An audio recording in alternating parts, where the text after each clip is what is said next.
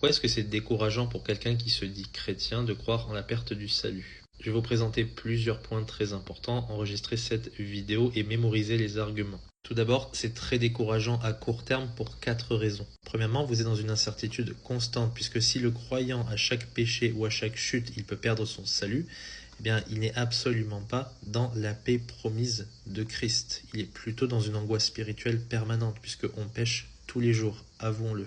Deuxièmement, on va avoir des scrupules exagérés, puisqu'on est constamment invité dans cette perspective à regarder à ses émotions et à son obéissance, à sa performance, au lieu de contempler ce que Christ a accompli pour nous. Troisièmement, ça entraîne un affaiblissement de la joie. On est affaibli dans la joie du salut, puisqu'on regarde à notre performance au lieu de regarder à la fidélité de Dieu qui nous donne la vie éternelle et qui nous promet qu'on ne périra jamais.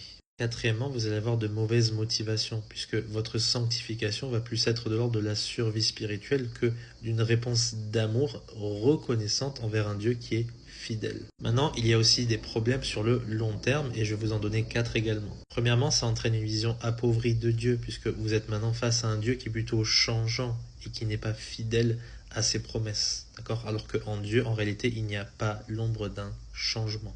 Deuxièmement, vous avez un évangile complètement tronqué, puisque vous n'êtes plus justifié par la grâce seule, mais par la grâce et par une performance humaine. Donc ça annule complètement l'assurance offerte par la croix. Troisièmement, vous allez porter un fardeau moral écrasant si votre salut dépend de votre obéissance. Et vous êtes absolument incertain, je le rappelle. Alors qu'en réalité, Jésus il a dit quoi?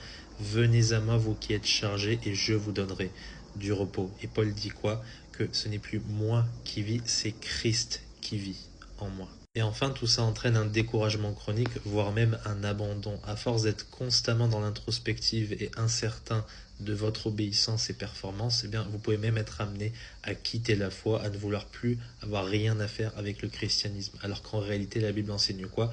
Que Dieu, il connaît ceux qui lui appartiennent et que rien ne peut nous séparer de l'amour de Dieu qui est en Jésus-Christ. Si vous êtes en Christ, rien ne peut vous séparer de son amour. Donc, changez de perspective, repentez-vous pour croire en l'évangile. Que Dieu vous bénisse.